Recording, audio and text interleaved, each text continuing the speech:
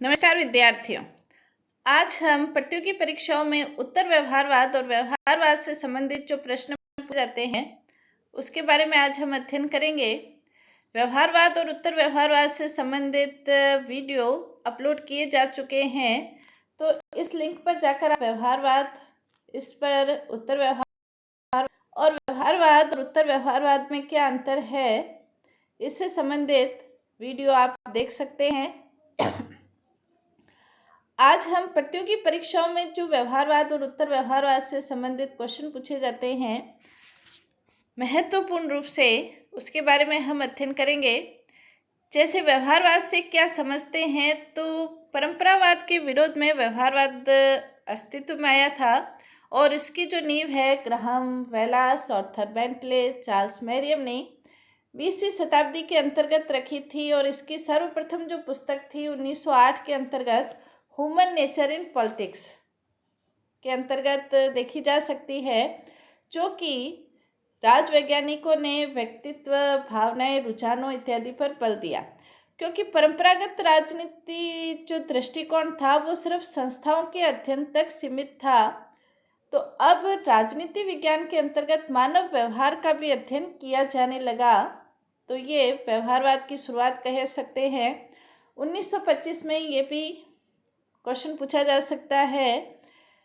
Charles Mariam की जो book थी न्यू एक्सेप्ट्स ऑफ पॉलिटिक्स में सैद्धांतिक अध्ययन के स्थान पर व्यवहारवादी और वैज्ञानिक अध्ययन की इन्होंने संस्तुति की थी, यानी कि उन्होंने कहा था कि इसके अंतर्गत सिर्फ संस्थागत अध्ययन नहीं हो बल्कि वैज्ञानिक अध्ययन हो।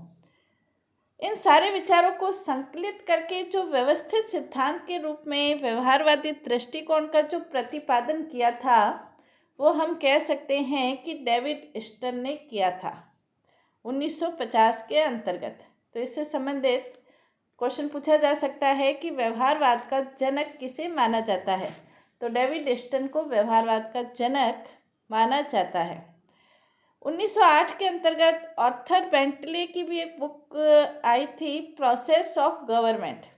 इसके अंतर्गत सिर्फ गवर्नमेंट की संस्थाओं पर उन्होंने अध्ययन नहीं किया था बल्कि प्रक्रियाओं के अध्ययन और विश्लेषण का उन्होंने समर्थन किया था। व्यवहारवाद का ये ऑथर बेंटले की बुक है, मैरियम की बुक, चार्ल्स वालास की बुक, ये सब बुक्स व्यवहारवादी से संबंधित है और ये सारे क्वेश्चन पूछे जा सकते हैं।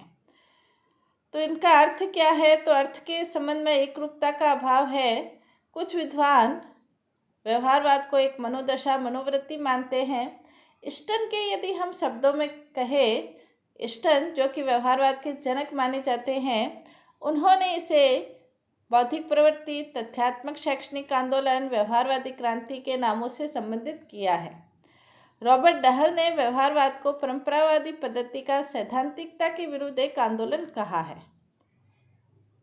व्यवहारवादी उपागम के अंतर्गत जो अध्ययन का केंद्र बिंदु है वो संस्थाई नहीं होकर राजनीतिक व्यवहार है। तो ये भी क्वेश्चन पूछा जा सकता है कि व्यवहारवादी उपागम में अध्ययन का केंद्र बिंदु क्या है, तो व्यक्ति का राजनीतिक व्यवहार। व्यवहारवाद के 4 लक्षण बताइए। डेविड स्टर्न ने अपनी जो बुक थी उसके अंतर्गत उन्होंने व्यवहारवाद के 8 लक्षण बताए हैं और इन 8 लक्षणों के अंतर्गत 4 लक्षण जैसे पूछे गए हैं: नियमन, सत्यापन, टेक्निक का प्रयोग और प्रमाणीकरण।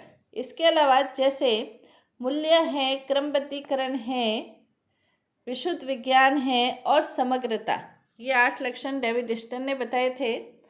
4 पूछे तो अपन 4 लिखेंगे।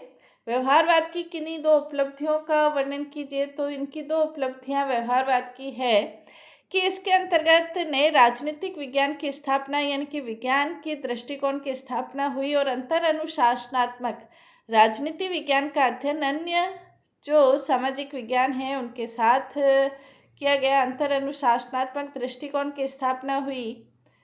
व्यवहारवाद के 2 प्रतिपादक डेविड स्टर्न तो महत्वपूर्ण है ही है, इसके साथ ही मैरियम भी है। तो ये इस तरह के क्वेश्चन पूछे जा सकते हैं। उत्तर व्यवहारवाद क्या है?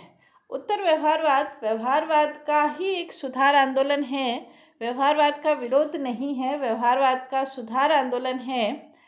और ये एक वैचारिक क्रांति है। और इसमें उत्तर व्यवहारवाद में कर्म और प्रासंगिकता पर बल दिया गया है। सिर्फ तथ्य नहीं हो बल्कि उसकी प्रासंगिकता भी हो, इस पर ज़्यादा महत्व दिया गया है। उत्तर व्यवहारवादी क्रांति के प्रमुख कारण व्यवहारवाद के बाद जो उत्तर व्यवहारवाद, उसके बीच जो प्रमुख प्रतिपादक डेविड स्टर्नी थे, उन्होंने व्यवहारवाद के विरुद्ध एक प्रतिक्रिया, क्योंकि व्यवहारवाद ने राजनीति विज्ञान को विज्ञान बनाने के ऊपर इतना ज़्यादा जोर दे दिया कि समस्याओं के समाधान की ओर कोई प्रयास नहीं किया गया। उन्होंने अपनी इस कमी को समझा और व्यवहारवाद के विरुद्ध प्रतिक्रिया के फलस्वरूप उत्तर व्यवहारवाद अस्तित्व में आया और विश्व मानवता के प्रति अपने दायित्वों की उपेक्षा जो व्यवहारवादी कर रहे थे, उत्तर व्यवहारवादी मानवता के प्रति अपने दायित्वों के लिए आगे आए। उत्तर व्यवहारवाद को कई विद्वान परंपरावाद की ओर जाने वाला विज्ञान मानते हैं लेकिन ये सही नहीं है, क्योंकि परंपरावादी राजनीति विज्ञान के शास्त्रीय पक्ष का प्रतिनिधित्व करता है, दार्शनिक पक्ष का प्रतिनिधित्व करता है, जबकि उत्तर व्यवहारवाद राजनीति विज्ञान के वर्तमान समय के विकास को प्रकट करता है। तो दोनों में अंतर है। उत्तर व्यवहारवाद को हम परंपरावाद नहीं कह सकते हैं। उत्तर व्यवहारवाद तथ्य और मूल्य में से किस पर जोर देता है? उत्तर व्यवहारवाद मूल्य पर अधिक जोर देता है, क्योंकि व्यवहारवाद के अंतर्गत तथ्य पर ज़्यादा जोर दिया गया, जबकि उत्तर व्यवहारवाद के अंतर्गत मूल्यों पर ज़्यादा जोर दिया गया। उत्तर व्यवहारवाद उपागम में मूल्यों की क्या भूमिका है? उत्तर व्यवहारवादी उपागम में मानव समाज के लिए केवल उसी ज्ञान का महत्व है जो मूल्यों पर आधारित है। यानी कि उत्तर व्यवहारवादी ये मानते हैं कि यदि उनका ज्ञान मानव जीवन के लिए प्रासंगिक नहीं है तो वो ज्ञान किसी महत्व का नहीं है। इसलिए उत्तर व्यवहारवादियों ने मूल्यों पर अत्यधिक बल दिया। उत्तर व्यवहारवाद के दो प्रमुख लक्षण सामाजिक परिवर्तन पर बल और मूल्यों की महत्वपूर्ण भूमिका, इसके ऊपर उन्होंने उत्तर व्यवहारवादियों ने बल दिया है। सामाजिक परिवर्तन पर बल और मूल्यों की महत्वपूर्ण भूमिका, इनके ऊपर बल दिया है। हालांकि उत्तर व्यवहारवादी जो डेविड स्टर्न थे, उन्होंने उत्तर व्यवहारवाद की भी 7 प्रमुख लक्षण बताए हैं, जैसे प्रवृत्ति से पूर्व सार, सामाजिक परिवर्तन पर बल, समस्याओं के विश्वसनीय निदान की आवश्यकता, मूल्यों की महत्वपूर्ण भूमिका, बुद्धिजीवियों की भी भूमिका, कर्मनिष्ठ विज्ञान और व्यवसाय का राजनीतिकरण। इन 7 आधारभूत लक्षणों पर बल दिया है। उत्तर व्यवहारवाद और व्यवहारवाद के बीच प्रमुख अंतर यदि हम कहें तो व्यवहारवाद तथ्यों पर बल देता है, जबकि उत्तर व्यवहारवाद मूल्यों पर। व्यवहारवाद में प्रासंगिकता के सिद्धांत की, यानी कि जो आपका शोध है, जो आपका अध्ययन है, वो समाज के लिए कितना प्रासंगिक है, इसकी उपेक्षा करता है, क्योंकि वो अपना ध्यान राजनीति विज्ञान को विज्ञान बनाने की ओर ही अधिक स्थापित करते हैं, जबकि उत्तर व्यवहारवाद प्रासंगिकता के सिद्धांत को मानता है। अब हम प्रतियोगी परीक्षाओं में पूछे जाने वाले कुछ वस्तुनिष्ठ प्रश्नों का अध्ययन करेंगे। MCQ जिसे कह सकते हैं, बहुविकल्पी प्रश्न उत्तर कह सकते हैं। तो ये क्वेश्चन आंसर आपके प्रतियोगी परीक्षाओं के लिए भी और कॉलेज की परीक्षाओं के लिए भी महत्वपूर्ण है। उत्तर व्यवहारवाद किस पर जोर देता है? ज्ञान का क्रियात्मक होना, इसके ऊपर जोर देता है, क्योंकि ये राजनीतिक तटस्थता के ऊपर नहीं देता, मूल्य निरपेक्षता के ऊपर नहीं देता, तो किस पर जोर देता है? ज्ञान के क्रियात्मक होने पर जोर देता है। डेविड स्टर्न ने व्यवहारवाद के कितने लक्षण बताए? 8 लक्षण बताए। इसका हम अध्ययन कर चुके हैं। उत्तर व्यवहारवाद के डेविड स्टर्न ने कितने लक्षण बताए? 7। इसका अध्ययन हम कर चुके हैं। ह्यूमन नेचर इन पॉलिटिक्स किसकी रचना है? ग्राहम वालेस की रचना है। ये भी हम अध्ययन कर चुके हैं। क्योंकि ये कुछ बुक्स है जो व्यवहारवाद से संबंधित है, महत्वपूर्ण है, तो इनसे संबंधित क्वेश्चन पूछे जाते हैं। न्यू एक्सेप्ट्स ऑफ पॉलिटिक्स किसकी पुस्तक है? तो ये मैरियम की पुस्तक है। एडमिनिस्ट्रेटिव बिहेवियर ये किसकी पुस्तक है? हर्बर्ट साइमन की पुस्तक है। व्यवहारवादी उपागम का संस्थापक कहा जाता है। किसे कहा जा सकता है? पीवी स्मिथ को कहा जा सकता है, लॉसवेल को कहा जा सकता है, मरियम को कहा जा सकता है। इसके अलावा पॉलिटिकल सिस्टम किसकी बुक है? राजनीतिक व्यवस्था डेविड इस्टन की बुक कही जा सकती है। डेविड इस्टन ने 8 प्रमुख विशेषताएं बताई हैं। व्यवहारवाद के बारे में किसने कहा कि तटस्थता एवं निष्पक्षता प्राप्त करने के लिए अनुभववादी सिद्धांतवादियों ने एक नया उलझाने वाला और फूहड़ शब्द जाल आविष्कृत कर लिया है। तो ये डॉक्टर SP वर्मा ने कहा था। राजनीति विज्ञान की संतुलित व आधुनिकतम विकास की अवस्था का प्रतिनिधित्व करता है। कौन प्रतिनिधित्व करता है? उत्तर व्यवहारवाद। क्योंकि व्यवहारवाद में कुछ कमियां थी तो उसका सुधार उत्तर व्यवहारवाद में किया गया। व्यवसायों के राजनीतिकरण की अनिवार्यता पर कौन जोर देता है? व्यवसायों की राजनीतिकरण पर उत्तर व्यवहारवाद जोर देता है। राजनीति विज्ञान का उद्देश्य ऐसे ज्ञान को प्राप्त करना है जो समाज के पुनर्निर्माण में सहायक हो सके। तो ये विचारधारा किससे संबंधित है? ये विचारधारा उत्तर व्यवहारवाद से संबंधित है। मूल्यों की महत्वपूर्ण भूमिका पर कौन बल देता है?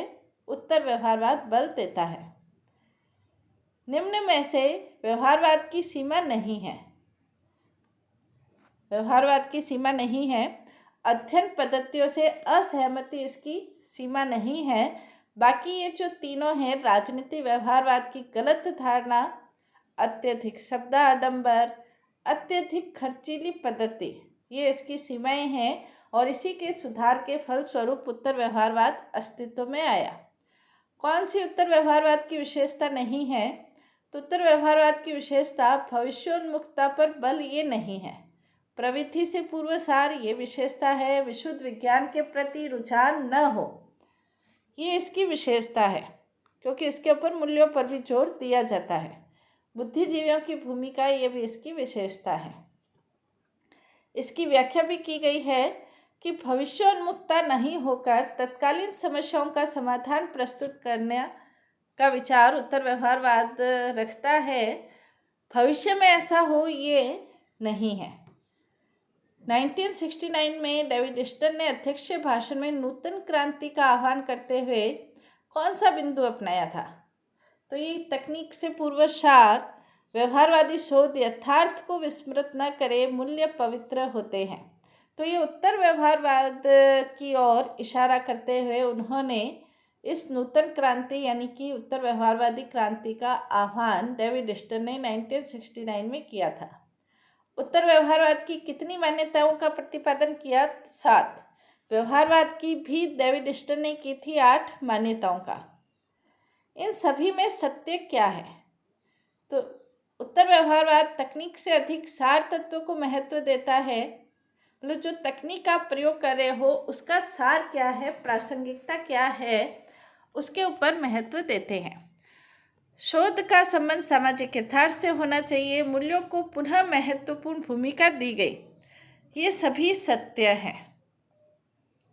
निम्न में से कौन सा उत्तर व्यवहारवाद के बारे में सत्य नहीं है? विषय वस्तु से पूर्व सार होना चाहिए, ये सत्य है। वास्तविकता से संबंध, ये सत्य है। ज्ञान को कार्य रूप में प्रस्तुत करना, ये भी सत्य है। मूल्यों से स्वतंत्र राजनीति विज्ञान, ये सत्य नहीं है। मूल्यों से स्वतंत्र राजनीति विज्ञान ये व्यवहारवाद स्वीकार करता है। तो इसकी व्याख्या अपन कर सकते हैं कि उत्तर व्यवहारवाद में व्यवहारवाद की मूल्य मुक्त धारणा को अस्वीकार कर दिया है। मूल्यों को ज्ञान की प्रेरक शक्ति मानते हुए सामाजिक पुनर्रचना में इसकी महत्वपूर्ण भूमिका स्वीकार की गई है। ऐसा कौन सा विद्वान है जो व्यवहारवाद उत्तर व्यवहारवाद दोनों से जुड़ा हुआ है? तो ये डेविड इस्टन है। डेविड इस्टन ने शिकागो संप्रदाय के रूप में व्यवहारवाद का व्यवस्थित विवेचन किया था और उनकी कमियों को, व्यवहारवाद की कमियों को दूर करने के लिए डेविड डिस्टन ने ही उत्तर व्यवहारवाद पर जोर दिया था। राजनीति विज्ञान को मनन विज्ञान के स्थान पर कार्य विज्ञान बनाने पर कौन जोर देता है? वो उत्तर व्यवहारवाद है। व्यवहारवाद का सैद्धांतिक विज्ञान निर्माण करना था व्यवहारवाद का उद्देश्य, लेकिन उत्तर व्यवहारवाद सामाजिक उपयोगिता में भी इसका जोर देता है। अप्रासंगिक सुनिश्चितता से अस्पष्ट होना कम बुरा है। ये किसका नारा है? ये उत्तर व्यवहारवाद का नारा है। व्यवहारवाद का नारा ये था कि अस्पष्ट होने की अपेक्षा गलत होना कम बुरा है। गलत होना कम बुरा है। अप्रासंगिक सुनिश्चितता से अस्पष्ट होना कम बुरा है। ये उत्तर व्यवहारवाद का नारा था। उत्तर व्यवहारवाद ज्ञान का क्रियात्मक होने पर जोर देता है। ज्ञान का क्रियात्मक होना यानी कि जो ज्ञान अपन ग्रहण करते हैं उस ज्ञान का कोई न कोई मूल्य होना चाहिए, समाज में उसकी उपयोगिता होनी चाहिए। ये उत्तर व्यवहारवाद कहता है। उत्तर व्यवहारवाद के दो नारे हैं, कर्म और प्रासंगिकता। क्या ये सत्य है? ये सत्य है, क्योंकि उत्तर व्यवहारवाद कर्म और प्रासंगिकता पर बल देता है। उत्तर व्यवहारवाद का लक्षण नहीं है विशुद्ध विज्ञान, ये व्यवहारवाद का लक्षण है। बाकी ये जो तीनों हैं, व्यवसाय का राजनीतिकरण, मूल्यों की महत्वपूर्ण भूमिका, सामाजिक परिवर्तन पर बल, ये उत्तर व्यवहारवाद के लक्षण है। विशुद्ध विज्ञान व्यवहारवाद का लक्षण है। वैज्ञानिक परिशुद्धता से अधिक सामाजिक उपादेयता यानी कि प्रासंगिकता पर जो बल देता है वो उत्तर व्यवहारवाद देता है। व्यवहारवादी उपागम की सबसे बड़ी देन जो है वो अंतःशास्त्रीय उपागम यानी कि राजनीति विज्ञान का अन्य विज्ञानों के साथ अध्ययन। इन सब में सत्य क्या है? तो सभी सत्य है। व्यवहारवादियों के लिए अस्पष्ट होने के बजाय गलत होना बेहतर है। व्यवहारवादियों का मुख्य उद्देश्य परिशुद्ध या स्पष्ट सिद्धांतों का निर्माण करना था, लेकिन वो सामाजिक दृष्टि से प्रासंगिक हो न हो इस पर वो ध्यान नहीं देते थे। उत्तर व्यवहारवादी प्रासंगिकता पर ध्यान देते थे। तो ये सभी कथन सत्य है। निम्न में से किसने ये कहा था कि हम अपने मूल्यों को इस तरह नहीं छोड़ सकते जिस तरह हम अपने कोट उतार देते हैं? तो ये डेविड डिस्टन ने कहा था। इस तरह की कोटेशन आपके कंपटीशन एग्जाम में पूछी जाती है। व्यवहारवाद की कौन सी बौद्धिक आधारशिला शोध आधारित सिद्धांत निर्माण से संबंधित है? शोध आधारित सिद्धांत निर्माण से संबंधित, तो ये व्यवस्थीकरण यानी कि क्रम अनुसार हम अपना शोध करें, वो व्यवहारवाद की बौद्धिक आधारशिला कह सकते हैं। उत्तर व्यवहारवाद की सर्वोत्तम व्याख्या की जा सकती है व्यवहारवादी शोध के प्रसार के रूप में। इसकी सर्वोत्तम व्याख्या कर सकते हैं। राजनीति विज्ञान में व्यवहारवादी क्रांति में से किससे संबंधित है? तो ये डेविड डिस्टन से संबंधित है। कार्ल मार्क्स समाजवाद से संबंधित थे। रॉल्स न्याय से संबंधित थे। डेविड डिस्टन व्यवहारवादी क्रांति से संबंधित कह सकते हैं। व्यवहारवाद का वर्तमान अर्थ नामक लेख में डेविड डिस्टन ने व्यवहारवाद के कितने लक्षण बताए हैं? तो वो 8 लक्षण बताए हैं, वो हम पढ़ चुके हैं। व्यवहारवाद का प्रतिपादक इनमें से निम्न में से कौन है? कार्ल मार्क्स नहीं है, लॉस्की नहीं है, तो चार्ल्स मेरियम हम कह सकते हैं। चार्ल्स मेरियम व्यवहारवाद के प्रतिपादक कह सकते हैं। किसने तुलनात्मक राजनीति में विश्लेषणात्मक व्याख्यात्मक ढंग से सामान्यीकरण करने की चेष्टा की है? तो ये तुलनात्मक राजनीति में विश्लेषणात्मक जो अध्ययन है और व्याख्यात्मक ढंग से सामान्यीकरण वो व्यवहारवाद ने की है। व्यवहारवादी अध्ययन है मानव व्यवहार का। किसने राजनीति सिद्धांतकारों को परामर्श दिया कि वे तथ्यों का अध्ययन करें? तो ये लॉर्ड जेम्स ब्राइस ने कहा था कि तथ्यों का अध्ययन करें। किसने अपनी पुस्तक मॉडर्न डेमोक्रेसी में राजनीति अध्ययन को अनुभाविक स्वरूप प्रदान करने के लिए मूल्य से तटस्थ रहते हुए तथ्यों पर आधारित अध्ययन का समर्थन किया? तो ये लॉर्ड जेम्स ब्राइस।